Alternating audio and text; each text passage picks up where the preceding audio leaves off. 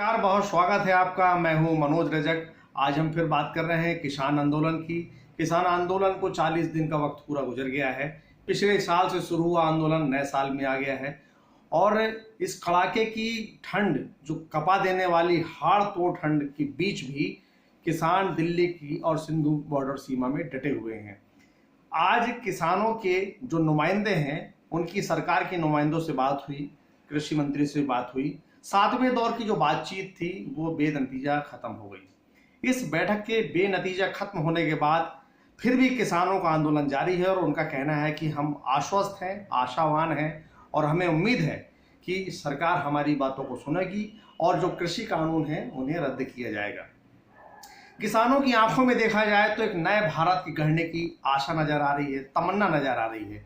किसान ना तो थक रहे हैं और ना तो वो किसी बात पे हैरत में है, ना वो हरासमेंट हुए हैं, ना वो थके हैं। उनका ये मानना है कि सरकार, यानी कि वो कहते हैं कि राजा और जो प्रजा के बीच में संबंध होता है वो प्रजा राजा से मांगती है और हमारा झगड़ा सरकार से नहीं है। सरकार से चूंकि हम मांग सकते हैं तो हमारा मांगना कर्तव्य है, झगड़ा तो दूसरे देशों से होता है।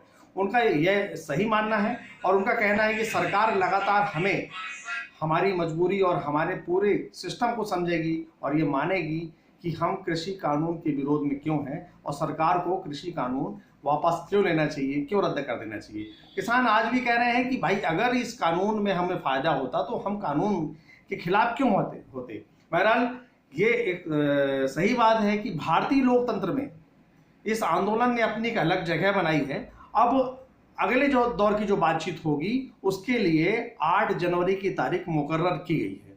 अब देखना यह होगा कि किसान 8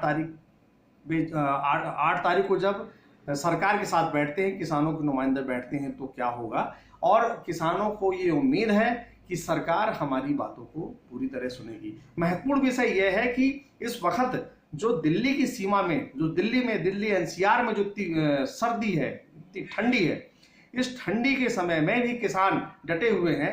अब उनका आंदोलन इस कदर चल रहा है, वो आशावान है और हम ये कह सकते हैं कि किसान वाकई में जो किस तरह की मांग कर रहे हैं उनकी मांग जायज है या नहीं है।